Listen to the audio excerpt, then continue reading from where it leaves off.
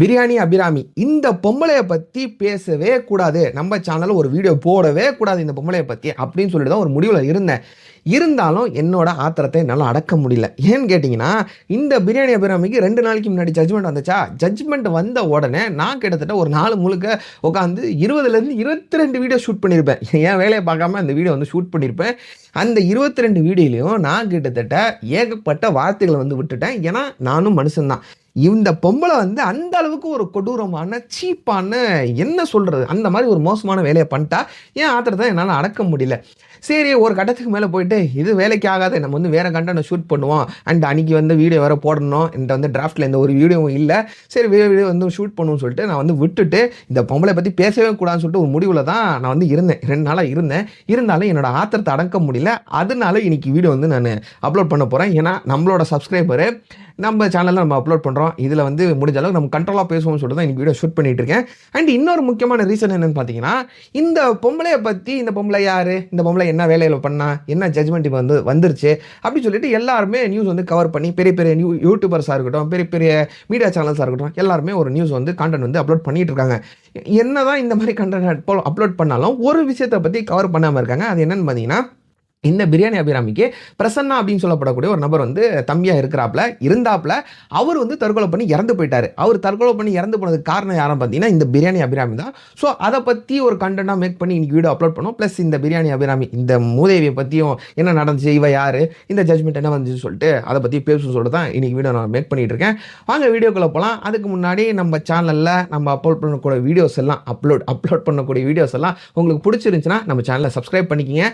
Subscribe பண்ண தான் எனக்கு ஒரு மோட்டிவேஷன் கிடைக்கும், உங்களுக்கு ஒரு நோட்டிஃபிகேஷன் கிடைக்கும். நோட்டிஃபிகேஷன் கிடைச்சுன்னா இந்த மாதிரி வீடியோஸ்லாம் உங்களுக்கு மிஸ் ஆகாது. அதுக்கு தான் சப்ஸ்கிரைப் பண்ண சொல்கிறேன். மோட்டிவேஷன் ப்ளஸ் நோட்டிஃபிகேஷன் ரெண்டுத்துக்காகவும் சேனலில் வந்து சப்ஸ்கிரைப் பண்ணிக்கோங்க. வீடியோக்குள்ளே போகலாமா? Hello everyone, this Yasar. Welcome to Yasar speaks.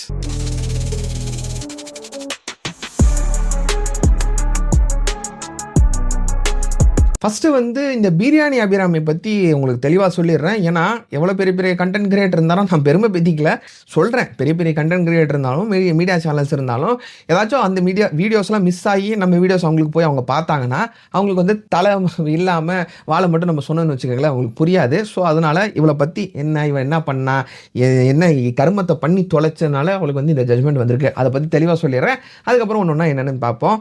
இந்த பிரியாணி அபிராமி ஆக்சுவலாக இவளோட பேர் வந்து அபிராமி. இவளுக்கு பிரியாணி அபிராமின்னு எதுக்கு பேர் வருதுன்னு சொல்லிட்டு நான் போக சொல்கிறேன். இந்த அபிராமி வந்து சாதாரண மிடில் கிளாஸ் ஃபேமிலியில் இருக்கக்கூடியங்க. அவளுக்கு வந்து வயசு ஒரு 18-19 இருக்கும்போது என்ன பண்ணுறாரு பார்த்தீங்கன்னா, விஜய் அப்படின்னு சொல்லப்படக்கூடிய ஒரு நபர், அவர் வந்து ஹோட்டலில் வேலை பார்த்துக்கிட்டு இருந்திருக்காரு. அவருக்கு வயசு ஒரு 23-24 அந்த டைம் பீரியட் வந்து 2 பேரும் ஃபஸ்ட்டு ஃப்ரெண்ட்ஸ் ஆகிறாங்க. ஃப்ரெண்ட்ஸ் ஆகி அதுக்கப்புறம் வந்து லவராக மாறுறாங்க 2 பேரும். இவளுக்கும் விஜய் வந்து பிடிச்சி தான் லவ் பண்ணுறா, விஜய்க்கும் இவளை வந்து பிடிச்சி போய் தான் அவரும் லவ் பண்ணுறாரு. 2 பேரும் லவ் பண்ணி அதுக்கப்புறம் லவ் மேரேஜ் பண்ணிக்கிறாங்க. அந்த ஏஜ்லேயே 24, அவருக்கு வந்து 24, இவளுக்கு வந்து 18-19 வயசு. அந்த டைம்லேயே வந்து மேரேஜ் பண்ணிக்கிறாங்க.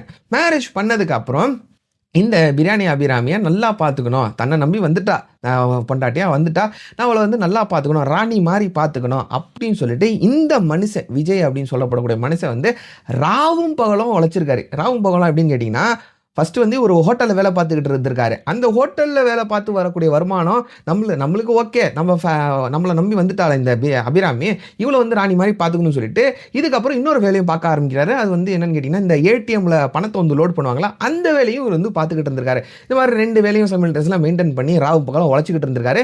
எதுக்காக? தான் குடும்பம் நல்லா இருக்கணும், தான் குழந்தைங்க நல்லா இருக்கணும், அந்த அபிராமி மூதேவி நல்லா இருக்கணும், அந்த ஒரு காரணத்துக்காக தான் மனுஷன் வந்து ராவு பகலமாக உழைச்சிருக்காரு. அதுக்கப்புறம் நல்லா ஸ்மூத்தாக தான் கல்யாணம்லாம் ஆகுதுல்ல, அதுக்கப்புறம் நல்லா ஸ்மூத்தாக தான் இது லைஃப் வந்து போய்கிட்டு இருக்குது. இந்த பிரியாணி அபிராமிக்கு, இந்த மூதேவிக்கு ப்ளஸ் இந்த விஜய் அவருன்னு சொல்லப்படக்கூடிய நபருக்கும் 2 பேத்துக்கு வந்து ஒரு 2 குழந்தைங்க பிறக்கிறாங்க. ஒரு பொம்பளை புள்ள, ஒரு ஆம்பளை புள்ள. அதுக்கப்புறம் லைஃப் ஸ்மூத்தாக தான் நல்லா தான் போய்கிட்டு இருக்கு. அந்த டைமில் என்ன பண்ணுறா பார்த்தீங்கன்னா, இந்த பிரியாணி அபிராமி இந்த பிரியாணி அபிராமி இருக்கக்கூடிய வீடு இருக்குல்ல, அது வீடு பக்கத்தில் வந்து ஒரு ஹோட்டல், பிரியாணி ஹோட்டல் ஒன்று இருந்திருக்குது. அந்த ஹோட்டலில் ஒருத்தன் வந்து வேலை பார்த்துக்கிட்டு இருந்திருக்கான் ரெஸ்டாரண்ட்டில். அவன் வந்து ரெகுலராக இந்த அபிராமிக்கு வந்து இந்த ஃபுட்டை வந்து டெலிவரி பண்ணிகிட்டு இருந்திருக்கான். இவர் வந்து வீட்டிலே இருக்க மாட்டார். ஏன்னா அந்த ஆரம்பத்தில் சொல்லிட்டு ராவு பகலமாக இவர் வந்து மனுஷன் வந்து உழைச்சிக்கிட்டே இருக்கிறான்னு சொல்லிட்டு, அதனால எப்போவுமே இந்த பொம்பளை வந்து ஹோட்டலில் தான் ஆர்டர் பண்ணி இந்த அம்மா வந்து எலிசபெத் ராணி வந்து சாப்பிடுவானா. சாப்பிட்றாங்க அந்த மனுஷனும் சரிம்மா ஆர்டர் பண்ணிக்கமா, நீ வந்து ஆர்டர் பண்ணுறதுக்கு கூட வெளியில் கூட போகாத, தூங்காத, நானே அவர்ட்ட வந்து சொல்லிடுறேன், அவர் வந்து உனக்கு டெலிவரி பண்ணிடுவாரு அப்படின்னு சொல்லிட்டு கையில வச்சு தாங்கியிருக்காருங்க மனுஷன். அந்த மனுஷனுக்கு எப்படி இந்த மூதை வந்து துரோகம் பண்ணான்னு சொல்லிட்டு எனக்கு சுத்தமா புரியல. எனக்கு வந்து வாய் கொளறுது. வாய் கொளறுதுன்னா அவ்வளோ ஆத்திரம் வருது. ஆத்திரத்தெல்லாம் அடக்கிட்டு தான் பேசிட்டு இருக்கேன். சரி, நம்ம கண்டென்ட்குள்ள வருவோம். இந்த பொம்பளை வந்து ரெகுலரா ஒரு நபர்ட்ட வந்து பிரியாணி வாங்கிட்டு இருந்திருக்கான். பிரியாணி வாங்க பிரியாணி கொண்டு வந்து ஒருத்தன் வந்து குடுக்குறான்ல, அவனோட பேர் வந்து மீனாட்சி சுந்தரம். அவனோட ரொம்ப க்ளோஸா பழக ஆரம்பிச்சிருக்கான். க்ளோஸா பழக ஆரம்பிச்சு அதுக்கப்புறம் அந்த டைம்ல வந்து என்ன ஆகுதுன்னா 2017, 18 அந்த டைம்ல வந்து இந்த டிக்டாக் கிடையாதுங்க. அதுக்கு முன்னாடி மியூசிக்கலின்னு ஏதோ ஒரு ஆப் இருந்துச்சு. அந்த ஆப்ல வந்து ரொம்ப வந்து ட்ரெண்ட் ஆகிட்டு இருந்தான். அதான் எல்லாருமே அப்படியே ஆடுறது இப்படி ஆடுறதுன்னு சொல்லிட்டு ஏகப்பட்ட வீடியோ வந்து அந்த டைம்ல போட்டுக்கிட்டு இருந்தாங்கல்ல. நான் வந்து தப்பு சொல்லல. நல்ல நல்ல கண்டென்ட் கிரியேட்டர்ஸ்லாம் இருக்கிறாங்க. அந்த டைம்ல தான் ரொம்ப பூம் ஆச்சு. கண்டென்ட் கிரியேட்டரோட இண்டஸ்ட்ரியே பூம் ஆச்சுன்னு சொல்லலாம். இருந்தாலும் இந்த மாதிரி கேவலமான இந்த ஜந்துக்களை பத்தி என்ன சொல்றது? இந்த பொம்பளையும் வீடியோலாம் பண்ணி போடுறான். அந்த வீடியோக்கு வந்து இந்த மீனாட்சி சுந்தரம் இருக்கிறான்ல, பக்கத்துல தான் இருக்கிறாங்க, டெய்லி போய் பிரியாணி எல்லாம் கொடுத்துக்கிட்டு இருக்கான்ல, இவனும் இந்த கொலாப் பண்ணி போடுவாங்களே வீடியோஸ், அந்த மாதிரி கொலாப் பண்ணி அந்த ரீல்ஸ் அந்த வீடியோலாம் அந்த மியூசிக்கல் ஆப்ல போடுறான். அதுக்கப்புறம் டிக்டாக் வருது. டிக்டாக்லயும் இவங்க வந்து வீடியோஸ்லாம் போட ஆரம்பிக்கிறாங்க. அதுக்கப்புறம் என்ன ஆகுதுன்னு பார்த்தீங்கன்னா, அந்த வீடியோஸ் ப்ளஸ் இங்கே வந்து ரொம்ப ஃப்ரெண்ட்ஸாக இருந்துகிட்டு வராங்கல்ல, ஆஃப்லைனில் ஆன்லைன் 2 இடத்துல ரொம்ப ஃப்ரெண்டாக இருக்கிறாங்க. அதுக்கப்புறம் அந்த ஃப்ரெண்ட்ஷிப் வந்து ஒரு இல்லீகல் ரிலேஷன்ஷிப்பாக மாறுது. அதுக்கப்புறம் இந்த செக்ஷுவல் ரிலேஷன்ஷிப் அதுலேயும் வந்து 2 பேரும் ஈடுபட்டு அதுக்கப்புறம் ஒரு கட்டத்துக்கு மேலே என்ன பண்ணுறான் பார்த்தீங்கன்னா, இந்த பிரியாணி அபிராமி இவ கூட ஓடி போயிடலாம் அப்படின்னு சொல்லிட்டு ஓடியே போயிடலாம். இந்த பொம்பளை வந்து ஓடி போனதுக்கப்புறம் இந்த வீட்டுக்காரரு விஜய் இருக்கிறாரு, அப்பாவி மனுஷன், ஓடி போனதுக்கு அப்புறமும் திருப்பி கூட்டிட்டு வந்து வச்சுக்கிட்டு இந்த வீட்டாளுங்க இந்த விஜய் வீட்டு ஆளுங்களா இருக்கட்டும், அபிராமி வீட்டு ஆளுங்களா இருக்கட்டும், 2 பேரும் உட்காந்து ஒரு செட்டில்மெண்ட் பண்றாங்க. சரி, பண்ணது பண்ணிட்டா, தப்பு பண்ணிட்டா, இருந்துட்டு போறா, 2 குழந்தைங்க வேற இருக்குதுல்ல அப்படின்னு சொல்லிட்டு 2 குழந்தைங்களை கை காட்டி இவங்க வந்து வீட்டில் வந்து சேர்த்து விடுறாங்க. இந்த விஜயும் மனுஷன் ஏத்துக்கிறாரு. இதுதான் அந்த மனுஷன் வந்து பண்ண தப்பு, ஒரு மிகப்பெரிய தப்பு. ஏத்துக்க கூடாது அந்த மனுஷன். சரி, ஏத்துக்கிட்டாரு. சரி, அவளுக்கு வந்து இந்த குழந்தைங்களுக்கு வந்து அம்மா வேணும், அவளுக்கு பொண்டாட்டியா போயிட்டா, நம்ம வந்து லவ் பண்ணி தானே கல்யாணம் பண்ணிக்கிட்டோம் அப்படின்னு சொல்லிட்டு ரொம்ப ரொம்ப ஒரு அளவுக்கு அதிகமான ஒரு நல்ல மனுஷன் வந்து இருந்திருக்காரு. மனுஷன் வந்து ஏத்துக்கிட்டாரு. ஏத்துக்கிட்டதுக்கு அப்புறம் இவ வந்து என்ன பிளான் பண்ணிருக்கான்னு பாத்தீங்கன்னா, இந்த சொசைட்டில இருக்கக்கூடிய ஆளுங்க, ஃபேமிலி ஆளுங்களா இந்த குழந்தைகளை கை காட்டி தானே நம்மள வந்து திருப்பி வந்து சேர்த்து விட்டுறாங்க. இந்த குழந்தைங்களே முடிச்சுட்டா பிளஸ் புருஷன் இருக்கிறதுனால தான் புருஷன்ட்ட வந்து போன்னு சொல்லி எல்லாம் துரத்தி விட்டுறாங்க வீட்டாளுங்களா. புருஷனே நம்ம முடிச்சுட்டா அப்படின்னு சொல்லிட்டு ஒரு கேவலமான ஒரு குரோதமான ஒரு ஐடியாவை பண்றான். என்ன பண்றான்னு பாத்தீங்கன்னா, இந்த குழந்தைங்க வந்து குடிக்கக்கூடிய பால், தாய்ப்பால் ஒன்று, தாய் வந்து கொடுக்கக்கூடிய எல்லா பாலும் தாய்ப்பால் தானேங்க. தாய்ப்பாலில் வந்து இந்த தூக்க மாத்திரைலாம் இருக்கும்ல, அந்த தூக்க மாத்திரையை கலக்கி, அளவுக்கு அதிகமான தூக்க மாத்திரையை கலக்கி இந்த குழந்தைங்களுக்கு கொடுத்துருக்காங்க. ஏங்க நான் என்ன கேட்குறேன்னா, பெத்த அம்மாட்ட தான் எந்த ஒரு சந்தேகமும் இல்லாமல் குழந்தைங்க இருப்பாங்க. நம்மளா இருக்கட்டும், நானா இருக்கட்டும், நீங்களா இருக்கட்டும், எல்லாருமே சொல்கிறேன், எல்லாருமே வந்து தாய்கிட்ட தான் எந்த ஒரு சந்தேகமே இல்லாமல் நம்ம வந்து இருப்போம். ஆனால் அப்படியாப்பட்ட தாயே இந்த மாதிரி ஒரு மோசமான வேலையை பண்ணா என்னங்க பண்றது? அந்த பச்சை குழந்தைங்க குடிக்கக்கூடிய பால்ல வந்து அளவுக்கு அதிகமான தூக்க மாத்திரை கலந்து கொடுத்து அந்த பச்சை குழந்தைங்களை வந்து கொலை பண்ணியிருக்கா. அதுல வந்து பொம்பளை பிள்ளை வந்து இறந்து போயிருச்சு. அந்த பையன் வந்து இறந்து போகாதனால காலையில வந்து அந்த பையன் வந்து ரொம்ப ஒரு லேசியா தான் இருந்திருக்கான். ஃபீவர்லாம் இருந்திருக்கு, லேசியா தான் இருந்திருக்கான்.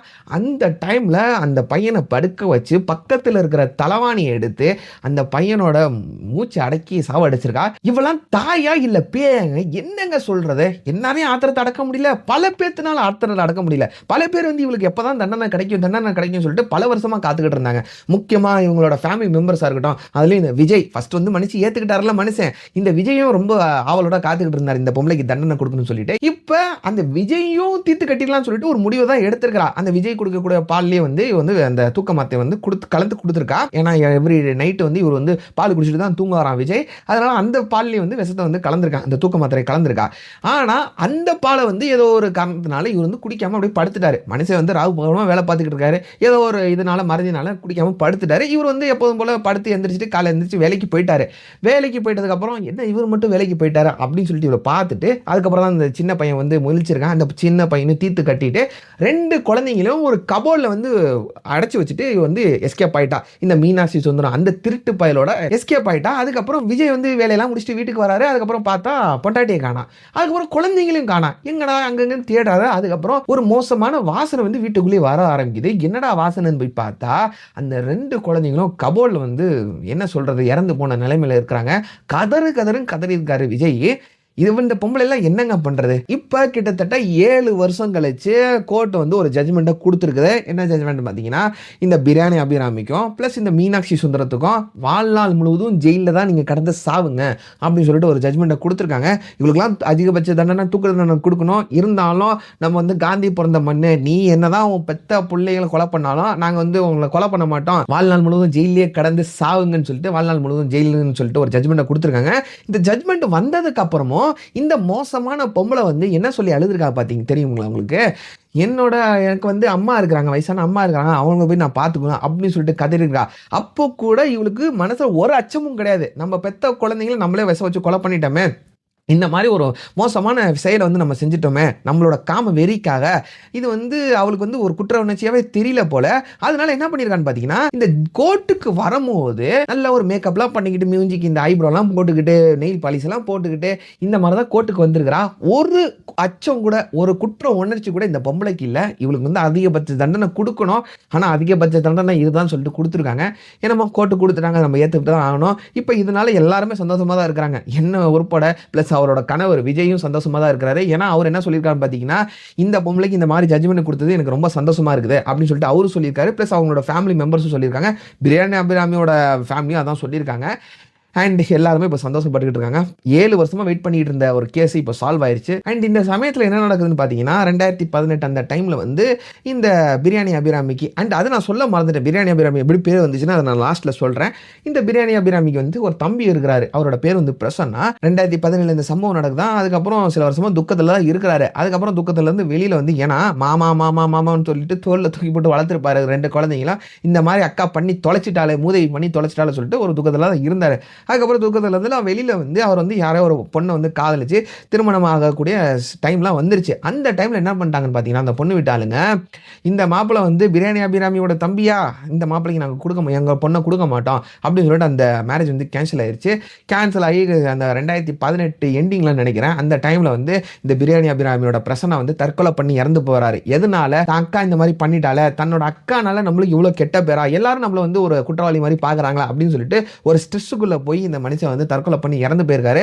அந்த குழந்தைங்களும் இவளை வந்து கொலை பண்ணிட்டா, விஷத்தை வச்சு கொலை பண்ணிட்டா வாலண்டரியா. அதுக்கப்புறம் இன்டைரக்டா இந்த பிரசன்னா வந்து இறந்து போறதுக்கு இவ தான் காரணம். இதை பற்றி தான் பல பேர் பேசாமல் இருக்காங்க. இதையும் நீங்கள் தெரிஞ்சுக்கோங்க. அண்டு லாஸ்ட்டாக இந்த அபிராமிக்கு வந்து பிரியாணி அபிராமி அப்படின்னு சொல்லிட்டு எப்படி பேர் வந்துச்சு? கேவலமான பேர் இது. எப்படி பேர் வந்துச்சுன்னு பார்த்தீங்கன்னா, இந்த அபிராமி வந்து இந்த பிரியாணி கடை ஹோட்டல்காரன் கூட தானே ரிலேஷன்ஷிப்பில் இருந்தா, அவ கூட தானே ஓடி போக வேண்டியது இருந்துச்சு. அதனால தான் இந்த அபிராமிக்கு வந்து பிரியாணி அபிராமின்னு சொல்லிட்டு ஒரு பேர் வந்துச்சு.